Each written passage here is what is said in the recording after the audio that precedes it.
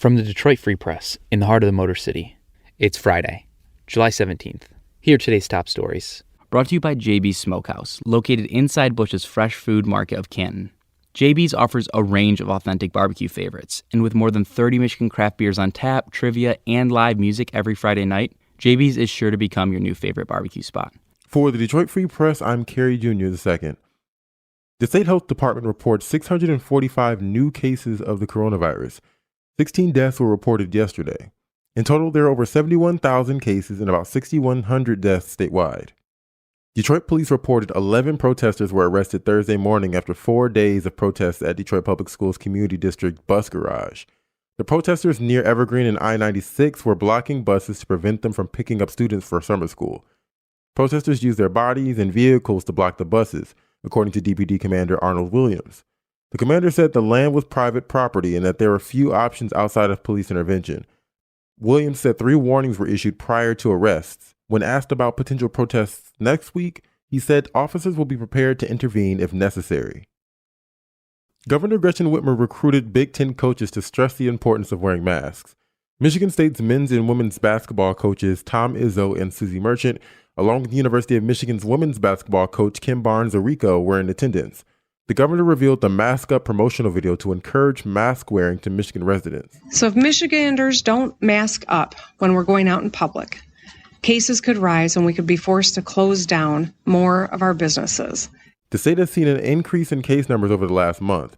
Chief Medical Officer Dr. Janae Caldoun said the numbers could be attributed to an increase in testing. What's different now compared to March and April is we have a lot more testing availability.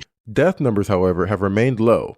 Dr. Caldoun says a large portion of new cases are people ages 20 through 29 who are generally healthier. But she says there's typically a delay between an increase in cases and an increase in deaths. Hillsdale College is planning to host their graduation ceremony in person Saturday. It's estimated that 2,600 people will be in attendance. The college decided to continue with the ceremony after opposition from health officials. The school says the following protocols will be implemented in an effort to keep attendees safe. The event will be held outdoors with seating spread out.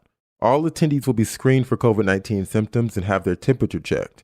Masks will be required and signs directing mask usage will be displayed. The school will provide masks for those who don't have them, and staffed health stations will be located on site. That's the latest. For more information on COVID-19 in Michigan, visit www.freep.com. This is Chanel Stitt from the Detroit Free Press. Governor Gretchen Whitmer's family dog, Kevin, was put into timeout after he wouldn't share his toys. He must have been used to being the only dog around. But the Whitmers have introduced a new dog to the family named Doug. The new family addition was announced on the Michigan's First Dog Twitter account that the Whitmers say is run by the dogs. Doug is an 8-week Aussie Doodle from the breeder that the Whitmer family got Kevin from. Hopefully they start to get along soon so that they can post more cute photos of themselves. This is Evan Petzold of the Free Press Sports Department. The Detroit Tigers played the second night intrasquad game of the summer Thursday at Comerica Park. The contest was dominated by right-handed starting pitcher Spencer Turnbull, who tossed 4 innings of perfect baseball. He only took 44 pitches to get through the 12 hitters he faced and used the outing as a confidence booster for the upcoming 2020 season that begins July 24th on the road against Cincinnati. The 6'3" righty began climbing the ladder with a 0.82 ERA and 0.72 WHIP in 4 spring training games, which included a 13-4 strikeout-to-walk ratio. He has carried the momentum through summer camp and looks like an excellent complement to team ace Matthew Boyd this season. Other highlights from the scrimmage include 2 home runs from C.J. Cron, a homer from Jorge Bonifacio, and a triple from Derek Hill in the second inning. Hill came up awkwardly after that triple.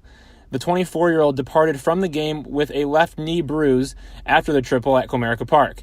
The injury isn't believed to be severe, and he should be back soon. Top outfield prospect Riley Green started yet again Thursday in right field and had a line drive single in the top of the 8th. He's been replacing Jacoby Jones, who remained out with a left oblique strain. The Tigers traveled to Cincinnati for exhibitions July 21st and 22nd before opening the season on July 24th. Their first home game is July 27th against the Kansas City Royals. For more stories from the Detroit Free Press, be sure to check out freep.com. That's FREEP.com. If you're a fan and want to support our quality local journalism, subscribe. Go to freep.com/special offer.